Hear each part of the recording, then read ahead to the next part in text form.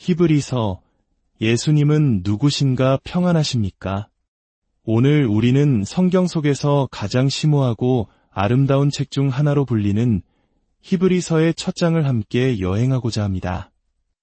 이 말씀을 통해 주님의 은혜를 나누는 이 채널에 구독과 좋아요로 함께 해주시면 더 많은 분들께 이 귀한 이야기가 전달될 것입니다. 여러분의 삶에 하나님의 축복이 가득하기를 먼저 기도합니다. 신약 성경을 펼치다 보면 저자가 누구인지 명확히 밝히지 않은 특별한 서신을 만나게 됩니다. 바로 히브리서입니다. 어떤 이들은 이 책을 신약의 고아 서신이라 부르기도 합니다. 저자가 바울인지 아볼로인지 혹은 베드로인지 많은 논쟁이 있지만 우리는 그 해답을 정확히 알지 못합니다. 하지만 중요한 사실은 우리가 저자의 이름을 알 필요가 없다는 것입니다. 왜냐하면 이 책은 하나님이라는 단어로 시작하기 때문입니다. 이 책의 진정한 저자는 바로 하나님이시며 그분의 인장이 모든 페이지 위에 찍혀 있습니다. 그렇다면 하나님께서는 이 편지를 쓰셨을까요? 당시 이 편지를 처음 받았던 히브리인들, 즉 유대인이었다가 그리스도인이 된 이들은 오늘날의 많은 우리들처럼 자신이 예수님 안에서 얼마나 엄청난 보물을 소유하게 되었는지 온전히 깨닫지 못하고 있었습니다. 그들은 믿음의 길에 들어섰지만 과거의 익숙한 전통과 새로운 믿음 사이에서 흔들리고 있었습니다. 히브리서 5장은 그들의 영적 상태를 이렇게 진단합니다. 때가 오래되었으므로 너희가 마땅히 선생이 되었을 터인데 너희가 다시 하나님의 말씀의 초보에 대하여 누구에게서 가르침을 받아야 할 처지이니 단단한 음식은 못 먹고 젖이나 먹어야 할 자가 되었도다. 이 말씀은 마치 성인이 되어서도 여전히 이유식에 의존하는 사람의 모습과 같습니다. 믿음이 성장하여 다른 사람을 가르치고 이끌어야 할 시점에 오히려 신앙의 가장 기초적인 원리부터 다시 배워야 하는 안타까운 상태에 머물러 있었던 것입니다. 그들은 단단한 음식을 소화하지 못하고 갓난아이처럼 젖병에만 의존하고 있었습니다. 오늘날 우리의 모습은 어떻습니까? 예수님을 처음 만났을 때의 그 뜨거운 열정과 감격으로 신앙생활을 시작했지만 어느 순간 성장이 멈추고 제자리에 머물러 있지는 않습니까? 히브리서는 바로 이런 우리에게 믿음 안에서 계속 전진하여 하나님께서 원하시는 성숙한 모습으로 자라나라고 강력하게 권면하는 책입니다. 그리고 그 성장의 핵심, 히브리서 전체를 관통하는 단 하나의 주제는 바로 예수 그리스도입니다. 히브리서 8장 1절은 이 책의 목적을 명확하게 선언합니다. 지금 우리가 하는 말의 요점은 이러한 대제사장이 우리에게 있다는 것이라. 그는 하늘에서 지극히 크신 이의 보좌 우편에 앉으셨으니 그렇습니다. 이 책의 가장 중요한 요점은 바로 우리의 위대한 대제사장이신 예수 그리스도, 그분이 누구시며 우리를 위해 어떤 일을 하셨는지를 증언하는 것입니다. 히브리서에는 유독 더 낫다라는 단어가 13번이나 등장합니다.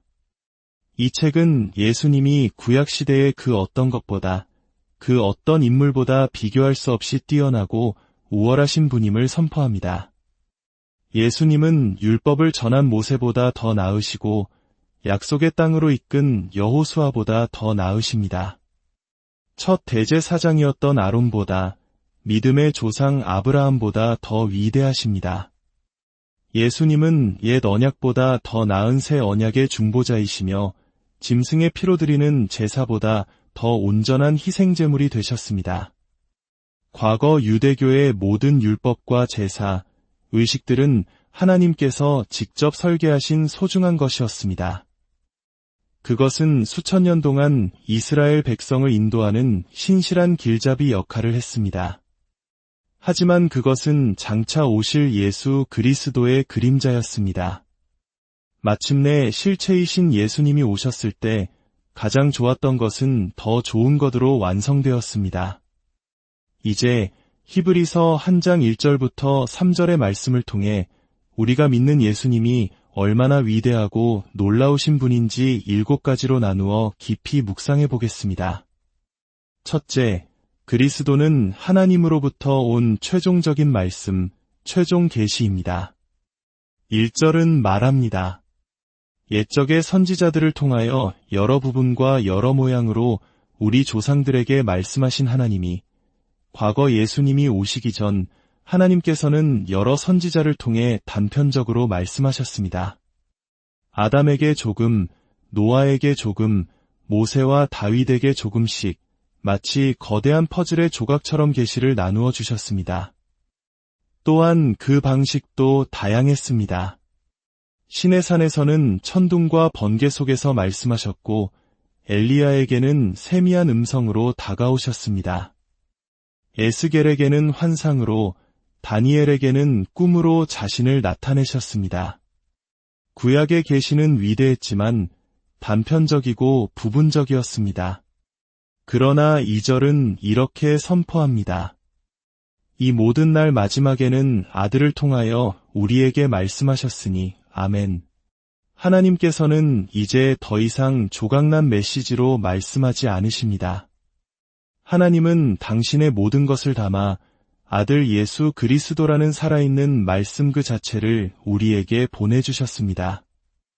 요한복음의 표현처럼 말씀이 육신이 되어 우리 가운데 오신 것입니다. 하나님을 알고 싶습니까? 예수님을 보십시오. 그분 안에 하나님의 모든 것이 담겨 있습니다. 예수 그리스도는 하나님의 마지막이자 가장 완벽한 메시지입니다. 둘째, 그리스도는 만물의 미래 상속자이십니다. 2절 하반절은 이 아들을 만유의 상속자로 세우시고 라고 말씀합니다. 시편 2편 8절은 이렇게 예언합니다. 내게 구하라. 내가 이방 나라를 내 유업으로 주리니 내 소유가 땅끝까지 이르리로다. 이 세상의 모든 것은 궁극적으로 하나님의 것이며 하나님께서는 그 모든 것을 아들 예수님께 유업으로 주셨습니다. 그리고 놀라운 사실은 에베소서 1장 18절에 따르면 바로 우리 성도들이 예수님의 상속 재산, 즉 그분의 영광스러운 기업의 일부라는 것입니다. 하나님께서는 온 세상에 구원받은 영혼들을 모아 아들에게 선물로 주실 것입니다. 셋째, 그리스도는 창조의 첫 번째 원인이십니다. 또 그로 말미암아 모든 세계를 지으셨느니라. 세상은 누가 만들었습니까?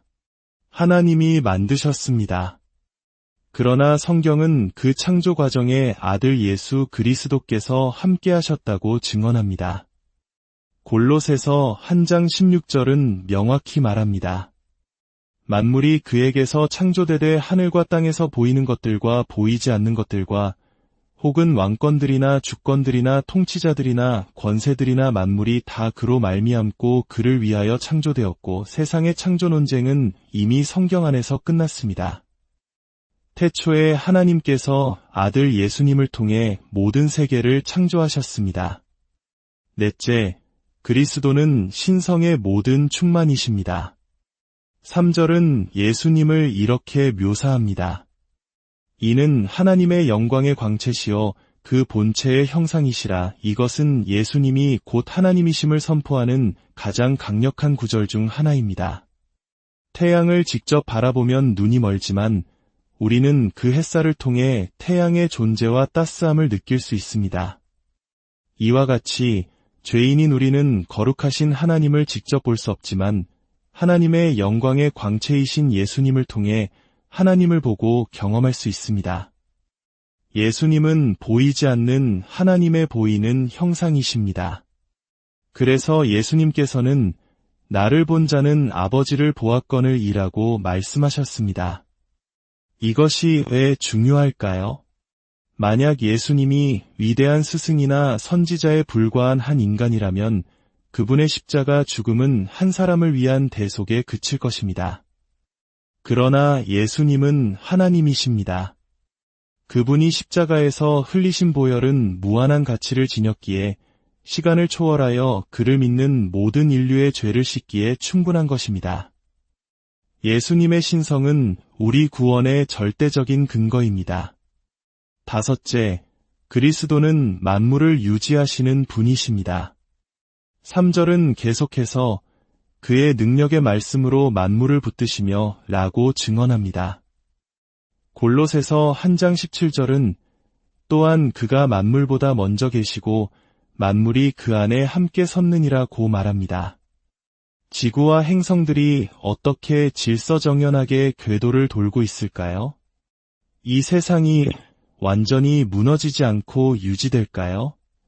바로 창조주이신 예수 그리스도께서 능력의 말씀으로 이 모든 것을 붙들고 계시기 때문입니다.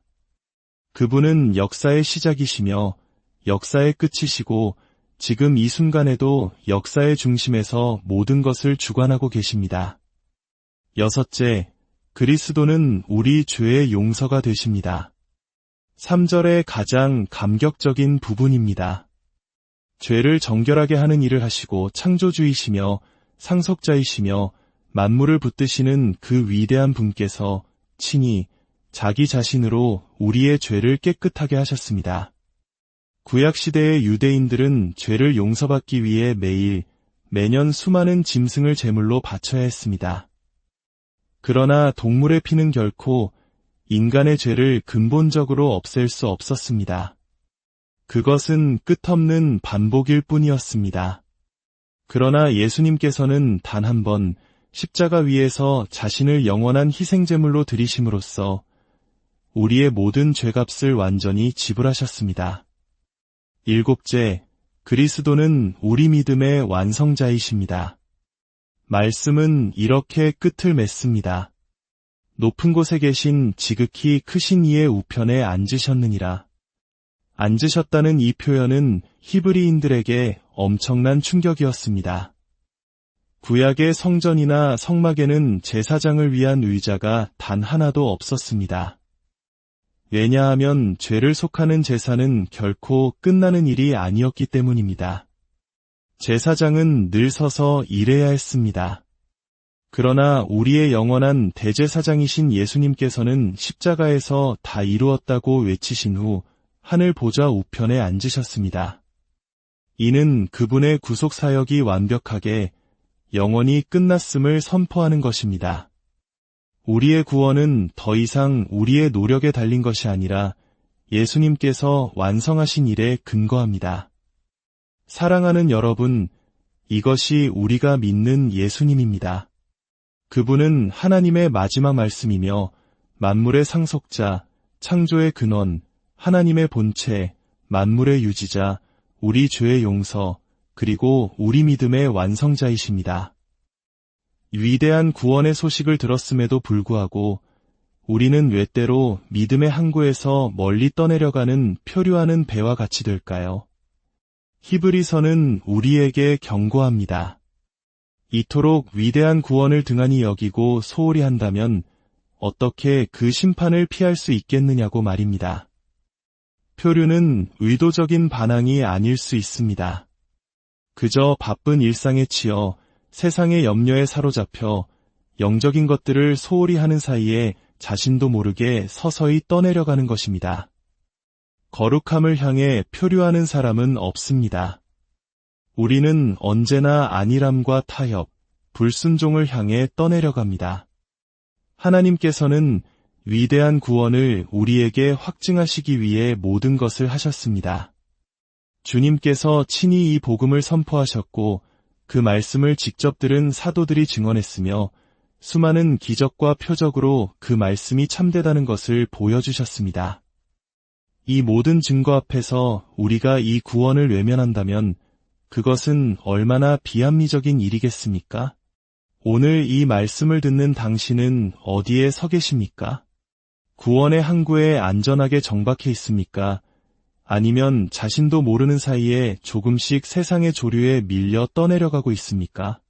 만약 아직 예수님을 당신의 구원자로 영접하지 않으셨다면 오늘이 바로 그 결단의 날이 되기를 바랍니다. 하나님께서는 이미 모든 일을 이루셨습니다. 예수님께서 당신의 죄를 정결하게 하셨습니다. 당신이 할 일은 오직 그 사실을 믿음으로 받아들이는 것뿐입니다. 주 예수님, 저의 죄를 위해 십자가에서 죽으시고 저를 깨끗하게 하심을 믿습니다.